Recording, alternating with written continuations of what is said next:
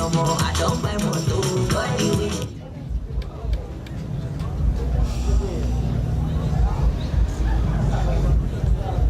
This is for those show Alakija.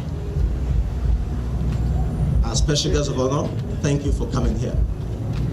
Thank you, Mrs. Sonny Rabo, and thank you, Reverend Sunday Fulaim, for inspiring us, challenging us, or opening our eyes to a lot of hidden secrets that we as young people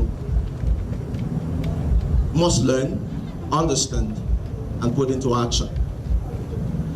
I want to very specially recognize the past national presidents of JCI Nigeria who are here.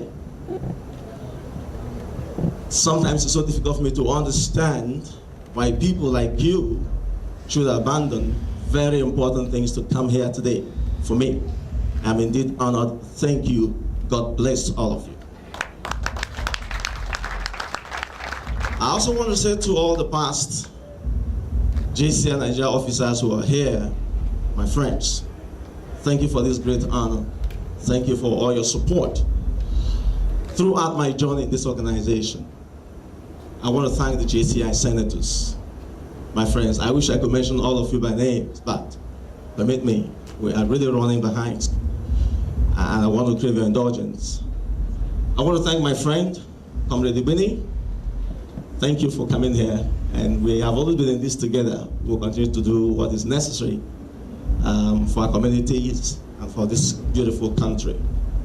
To all of you, my friends who are here this evening, let me especially, before I forget, recognize our leader for this year in Nigeria, JCI Senator Richard Ojo, National President. Thank you for coming here with your team. Thank you. Ladies and gentlemen, first, we decided, I want to say we, not I, decided to put this together because I wanted to have the opportunity to formally say thank you to all of you. You know, it is not possible, it doesn't matter how intelligent or smart you are, to be able to rise up to being president of JCI without support of people, but more importantly, without having a platform, and that platform is JCI Nigeria. And by JCI Nigeria, I'm not talking about nomenclature or the name, I'm talking about the people. So I want to thank all of you for giving me that opportunity, for supporting me, for lifting me up, for allowing me to lean on your shoulder to become JCI president. I can tell you, it was a great learning curve, a lot learned.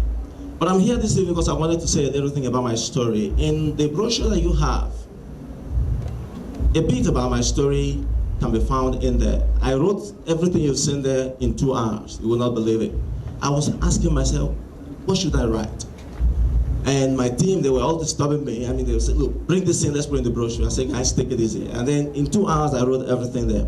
But that's just about maybe 10 or 15%.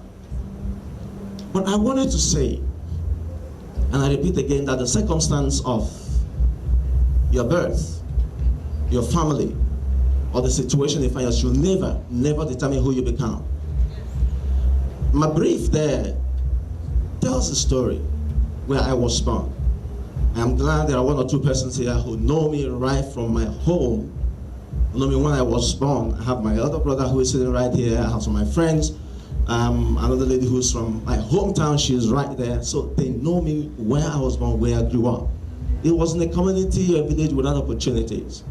You know, I was telling someone that we used to climb the palm tree with bare hands, you know, to cut the fronds, to make what they call handiwork. We'll take it to primary schools because you have to submit that.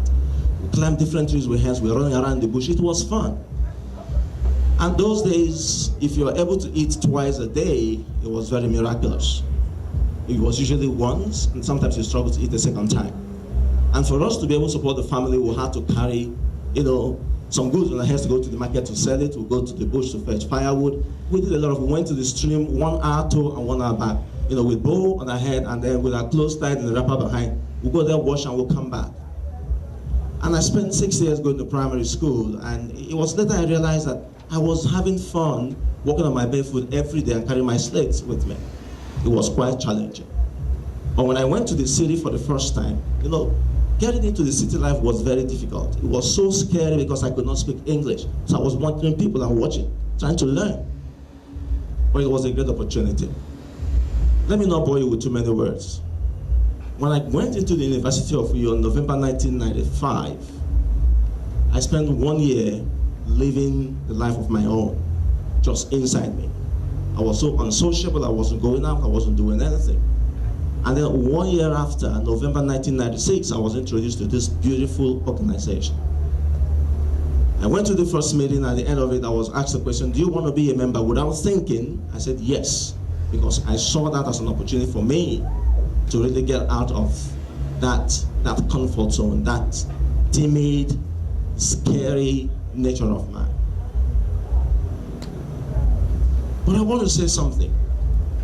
I still consider myself as one of the most controversial figures in JCI Nigeria. You know what I'm talking about. Right from the institution, when I started putting myself forward to run election, that was when there was a lot of controversies and oppositions. But you know the beautiful thing, and I believe it strongly from my heart, that those who at the time opposed me, didn't want me, did not hate me. They were not doing it because they didn't like me. I'm sure those things happened because I was misunderstood. And I took time out to walk up to most of these people to explain myself, explain my action, explain everything that I did for the organization.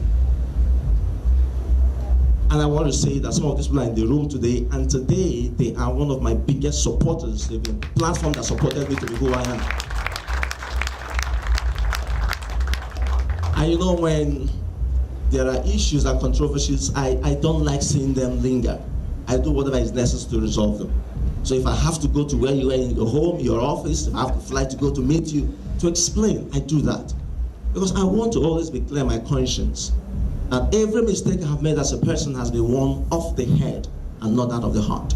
You know, a mistake of the heart is when you sit and conceive something, think it through, and still go ahead to execute it when you know it is evil and bad. But that of the head could be oversight, an innocent mistake. And I've made those mistakes, you all know that.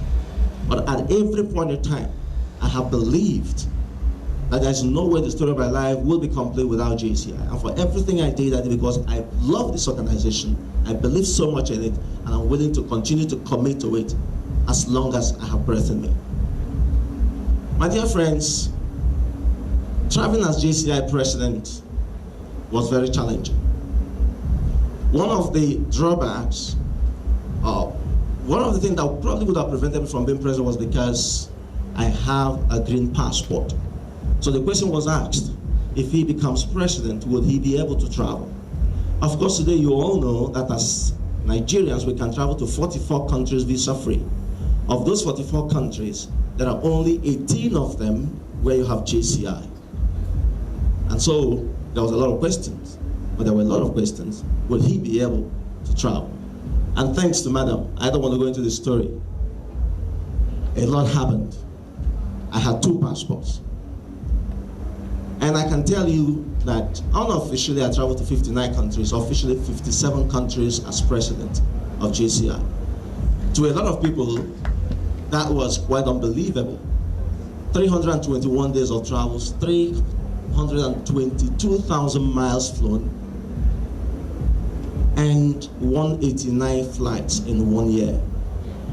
And when I look back, I asked myself, how could this have happened?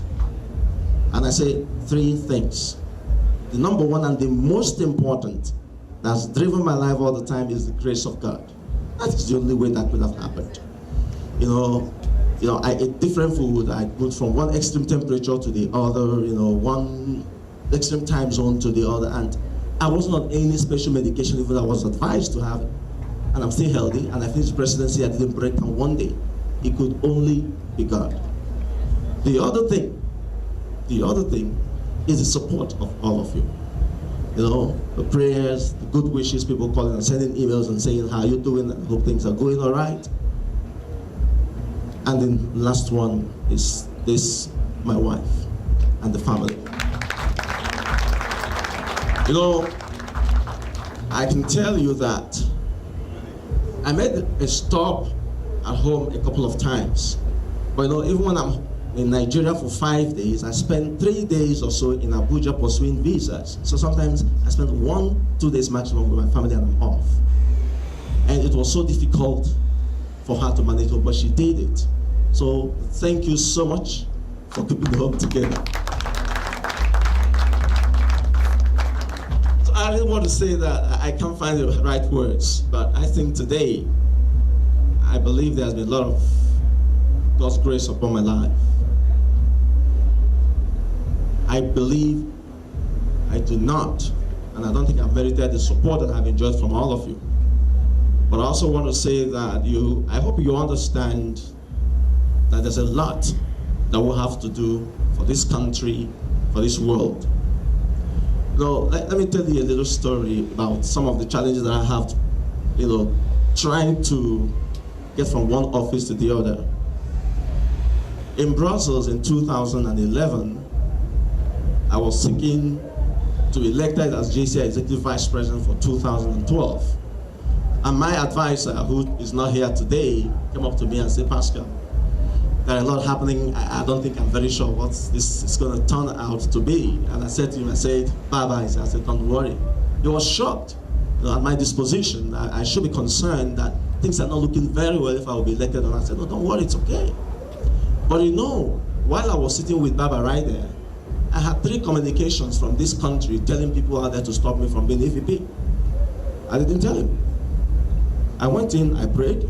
I didn't tell, till today, I never mentioned it to him. Even this is the first time I'm saying it publicly. And I just said to God, whatever will be, will be. I just told him, Baba, do what you have to do, and I'm okay. So I went and prayed and I relaxed. But the obstacle disqualified himself. He came out and said, I think I should run the election. And they said, no, sorry, this is campaign during caucus. You are disqualified. So God took him out of the way. For me, naturally. And I told Baba, I said, see how things work. There are a lot of that happened. But what I want to say is, God helped me. I do not, I will never hold that against anybody. It is not important. It gives nothing back to you. What I believe is when you feel that, let me leave it. But just one thing, always do good to people. It doesn't matter how hot you feel. It doesn't matter how bad you think they've treated you. Do good to people all the time. All the time. All the time. And today, I want to say, I served as president, and from all records, from all the reports, I think it was a fantastic year. But we've not had one single comment that is negative from anywhere in the world about anything. And I'll tell you, as president, you'll be tested with different things. Women, alcohol, money, things. And people have sent out to monitor you, see what you say, and report back. When I was elected president, I was conscious of the fact that I am a Nigerian. And I said, look, when I go out there, I must portray this country in the best of light. I made it was a determined, conscious effort, decision I made, and when you go out there, you will do everything to represent this country. And to the glory of God, with your support and your prayers, that was what I did. And I can assure you that is earning me some additional responsibilities with JCI and outside JCI. And very soon you're going to hear the story. I've been invited to do something more with JCI and outside because of that. And that would not have been possible but with your support. I'm going to keep it short because I'll probably come up later for about 5 minutes to do something. But I just want to say, for all the support that you gave me in 2007 for everything, God bless you and that you earn my respect. Thank you so much, all of you. Thank you.